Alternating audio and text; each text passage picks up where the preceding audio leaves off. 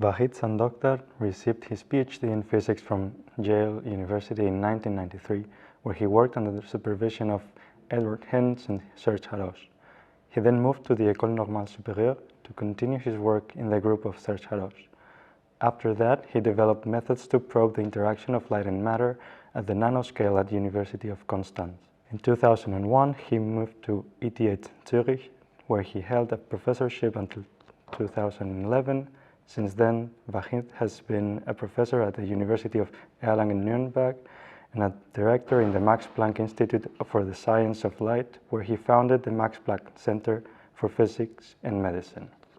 Thank you very much, Vahid, for agreeing to this interview. The first thing we wanted to ask you is, well, everyone's path to physics looks a little bit different. How did you get into physics? Did you ever imagine yourself doing something else? It's a good question. I think I was pretty good at math, and through math and kind of the beauty of math, I liked my physics lectures or courses in high school. And basically from 10th grade, I didn't think that I would do anything else. So I wanted to become a physicist when I was in 10th grade, and admittedly, I didn't know what it meant. You just knew the equations and the kind of beauty of it, and one thing led to the other thing, and yeah. Well, on one end, we have how you got into physics, but then there's another question, which is how your path looked in physics. Like, can you summarize the key steps that you took in your career that brought you to the position you currently hold? Yeah, so I think probably like almost any student in the early 80s or mid 80s, the thing was particle physics, and the frontiers of physics were particle physics, and everything else you thought was kind of understood. So I also wanted to become a particle theorist.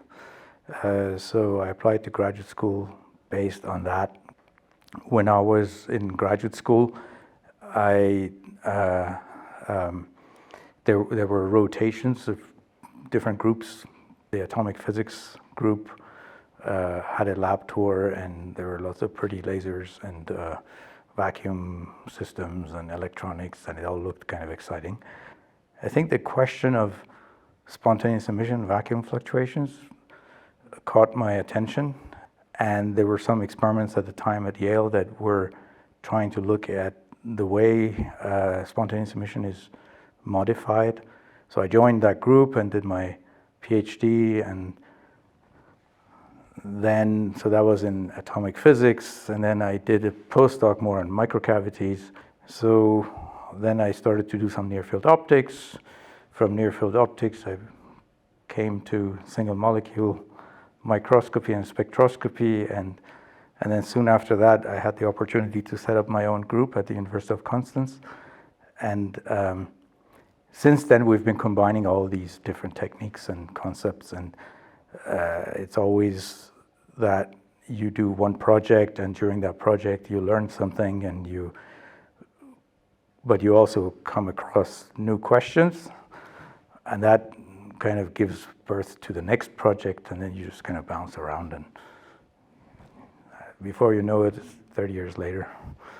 So in your opinion, what are the biggest rewards and the biggest challenges as well that usually go hand in hand with the rewards of doing science?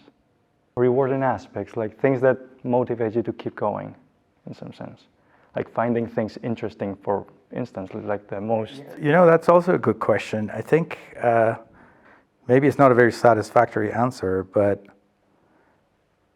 you're immersed in something, and there are open questions, or there are challenges, and then you just kind of automatically want to tackle those challenges.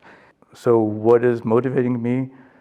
I think the drive to create something, to do something new, to solve a problem.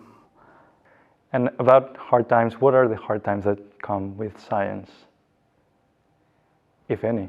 I think just like anything else, what is hard times?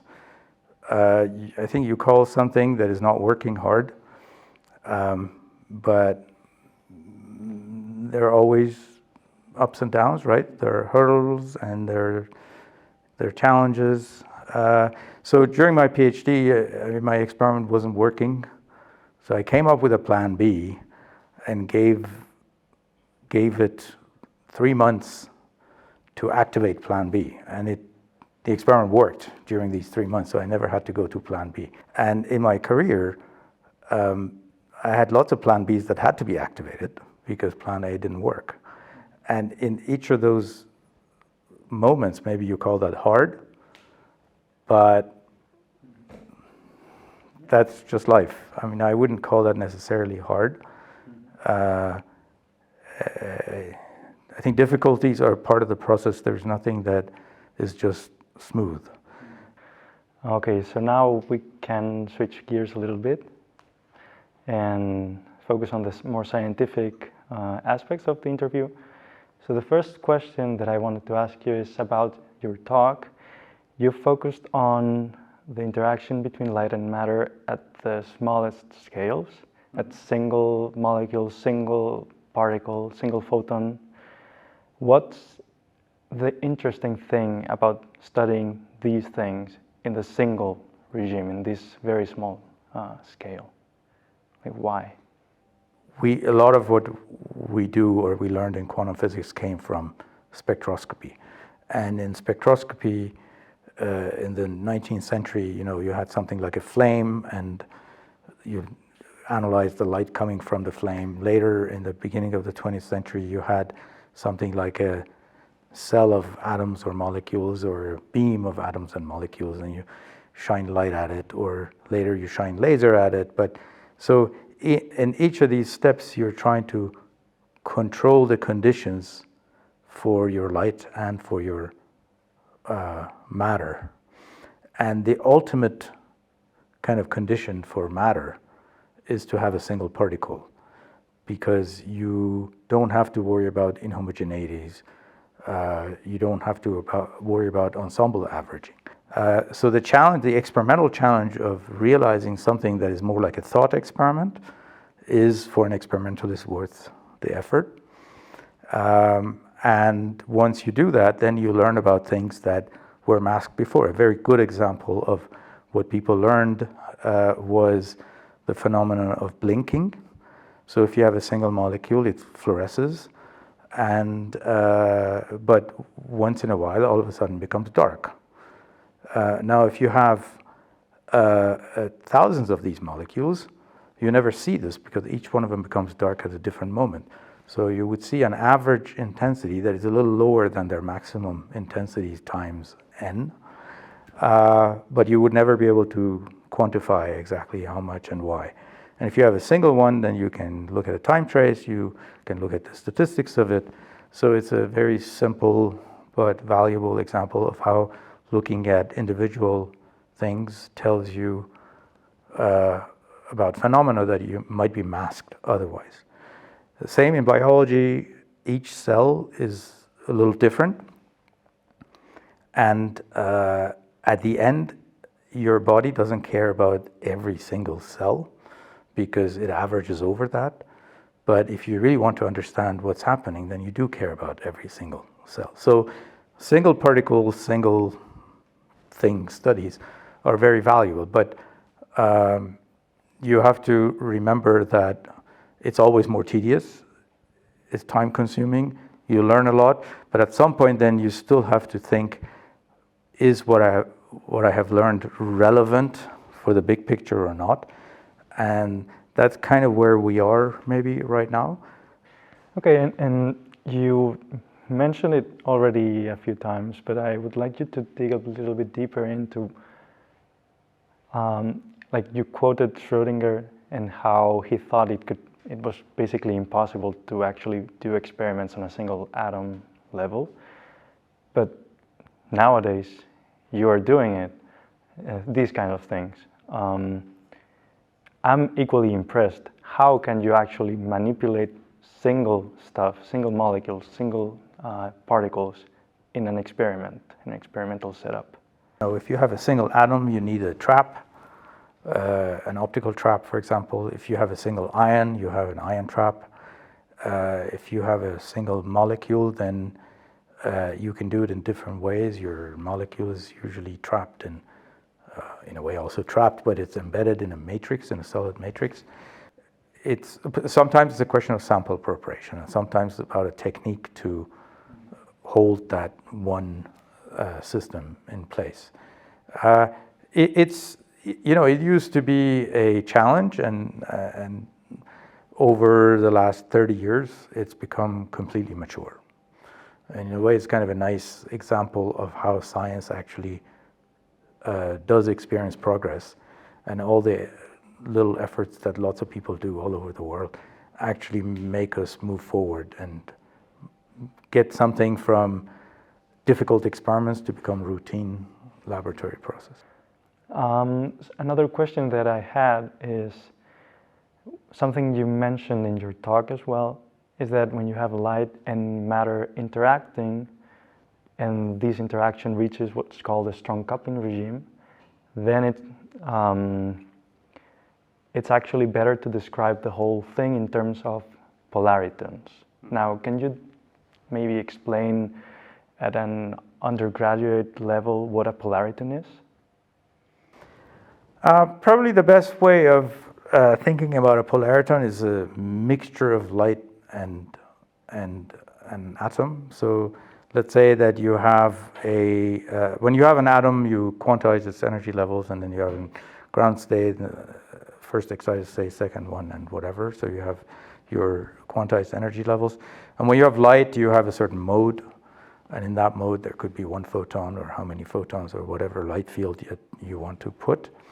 And now when you interact light with matter, you could write a kind of a superposition. So depending on how probable it is for your atom to be in the excited state or not, you could consider so many number of photons to have combined with so many of the levels of your matter. And again, your matter could be just a single, you can start with a single atom, but you can have a whole bunch of them.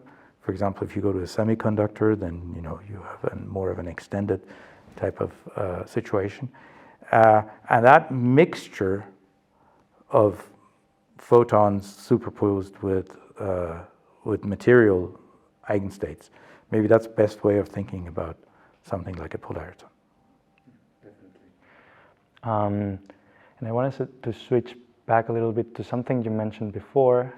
Well, you were explaining the development in the experimental techniques and how something that was really hard 30 years ago is now routine. And I guess you've been a part of that process of making the techniques better and better so that things... Yes, many of the gray hair comes from that process. And what I wanted to ask you is if this has been a fundamental aspect of your research, trying to push the boundaries of what's experimentally feasible. The process of designing that experiment and coming up with the best choice of how to do the experiment is the thing that I like the best.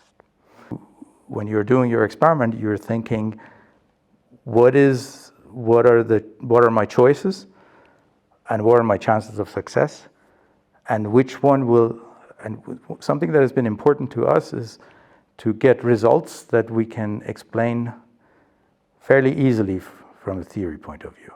So we've always tried to get experimental data that can be quantitatively explained, which is sometimes not obvious because you could have a complicated situation and you see something, but then you have lots of fit parameters. So you want to kind of minimize the number of fit parameters so that you can actually really understand what you just did. And for that, you have to kind of design your experiment in a way that when you see your data, you can be 100% sure that this is exactly what happened. So those challenges are the things that make the experimental physicist's life kind of interesting, challenging, but also it's what makes a difference between one lab and another lab. But the way you do the experiment, the human is very much in the middle of it. And that's why, again, you have different approaches and different, sometimes, points of view, which, when you put them together, it's very valuable. in a way you need all of them. But for you as a person, is that one way that you're doing it that gets you excited? And the reason why you founded the Max Planck Zentrum für Physik und Medizin? I spent, a good part of my scientific career being excited about basic quantum optics and manipulating single molecules and single photons and all of that. But I have to say that at some point I realized that, as much as I was excited about realizing those beautiful, elegant experiments in the lab and how satisfying it is to do that, I wasn't really addressing any completely unknown questions. And through our microscopy work, we've come in touch with some of the questions in the biomedical field. And I've realized that they really have some open questions. So it's fascinating. You can talk to a colleague from biology or medicine, and you have a conversation for 10, 15 minutes, and by the 15th minute, you've asked a question where they say, we don't know. So you, as a physicist, you don't know anything about biology. You have a conversation and you ask a few questions, and you take your colleague to the point that they say, I don't know. Now in physics, that doesn't happen. Okay, if a biologist asks you a question, after 15 minutes, you still probably have the answers. So that is fascinating because it shows that there's some serious science to be done. And I think physicists are actually quite well equipped to be part of that. Because some of those things, some of those questions, we as physicists would address differently than biologists do. And again, it's a complementary kind of thing. And it's these thoughts that got me to kind of establish an effort where people, where physicists and mathematicians learn enough about life sciences to have their own questions and their own solutions. But of course, we can't do this in isolation. We need to collaborate and discuss with life scientists. And that's where the interface comes in. The last question that we have in this interview is whether you have any particular advice for young students who might want to pursue a scientific career. So if someone is doing physics, I would say continue.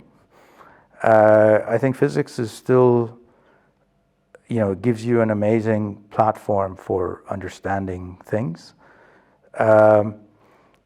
It's not the only way to understand things, but I think, it gives you an incredibly good foundation, scientific and mathematical foundation. But then I would say be open and look for interesting questions.